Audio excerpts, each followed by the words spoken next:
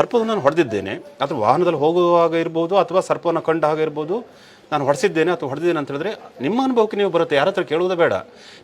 ನಾವು ಎಂಥ ಸೈನ್ಸಿಸ್ಟೇ ಯಾರೇ ಆಗಲಿ ಅದನ್ನು ಪರೀಕ್ಷೆ ಮಾಡೋದು. ಸೈನ್ಸ್ ಇದೆ ಅಲ್ವಾ, ಸೈನ್ಸ್ ಖಂಡಿತವಾಗಿ ಪರೀಕ್ಷೆ ಮಾಡೋದು. ಯಾವ ರೂಪದಲ್ಲಿ ಪರೀಕ್ಷೆ ಮಾಡೋದು? ಸರ್ಪನನ್ನು ಹೊಡೆದು ಏನಾಗುತ್ತೆ ಅನ್ನೋ ರೀತಿಯಲ್ಲಿ ಬೇಕಾದ್ರೆ ಪರೀಕ್ಷೆ ಮಾಡ್ಬೋದು. ಓಕೆನಾ? ಹಿಂದಿನಿಂದ ಎಲ್ಲೋ ಒಂದು ಕಡೆ ಇಲ್ಲ ಸೈನ್ಸೇ ಮೇಲೆ ಅಥವಾ ನಮ್ಮ ಸನಾತನ ಧರ್ಮ ಅದೇ ಮೇಲೆ, ಅಥವಾ ಇಲ್ಲ ಇದಕ್ಕೆ ನಾಗರಹಾವು ಕಚ್ಚಿದರೆ ಔಷಧಿ ಇಲ್ಲ. ಖಂಡಿತವಾಗಿ ಔಷಧಿ ಇದೆ. ಕೆಲವರು ಹೇಳ್ತಾರೆ ನಾಗರಹಾವು ಕಚ್ಚಿದರೆ ಔಷಧಿ ಇದೆ. ಓಕೆನಾ? ಸರ್ಪವನ್ನು ಯಾವ ರೀತಿ ಅಂದರೆ 10 ತಲೆಮಾರವರೆಗೂ ನೀವೇನು ಸರ್ಪವನ್ನು ಹೊಡೆದಿದ್ದಂತ ಗೊತ್ತಿದ್ದು ಅಥವಾ ಗೊತ್ತಿಲ್ಲದು, 10 ತಲೆಮಾರು ಅಂತ ಹೇಳಿದ್ರೆ 1000 ವರ್ಷದ ಮೇಲ್ಪಟ್ಟು, ಅಂದರೆ ನಿಮ್ಮ ಮಕ್ಕಳು, ನಿಮ್ಮ ಮೊಮ್ಮಕ್ಕಳು, ಅವರ ಮಕ್ಕಳು, 10 ತಲೆಮಾರು ಅಂದರೆ 10 ತಲೆಮಾರುವರೆಗೂ ನಾಗಸರ್ಪ ನಿಮ್ಮನ್ನು ಬಿಡೋದಿಲ್ಲ.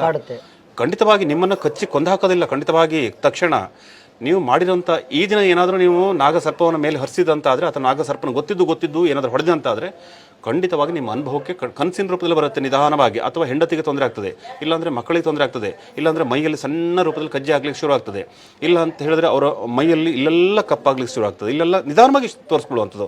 ಒಂದು ಸರಿ ಆ ನಾಗದೇವರು ನಿಮಗೆ ಉಪದ್ರ ಕೊಡಲಿಕ್ಕಿಲ್ಲ. ಅವನು ಕೊಡುವಂಥದ್ದು ಏನು ಗೊತ್ತಾ, 10 ತಲೆಮಾರುವರೆಗೂ ಆ ಮಾಡಿದಂಥ ಸಮಸ್ಯೆಗಳನ್ನು ಸರ್ಪ ಸಂಸ್ಕಾರ ಮಾಡಿ, ಅದು ಆಶ್ಲೇಷ ಬಲಿ ಪೂಜೆ ಮಾಡಿ ಆ ನಾಗನಿಗೆ ಮತ್ತೆ ಪ್ರಾಣ ಪ್ರತಿಷ್ಠೆ, ಆ ನಾಗನನ್ನು ಹೊಡೆದಿರ್ತಿರಲ್ವ ಅವನಿಗೆ ಮತ್ತೆ ಪ್ರಾಣ ಪ್ರತಿಷ್ಠೆಯನ್ನು ಮಾಡಿ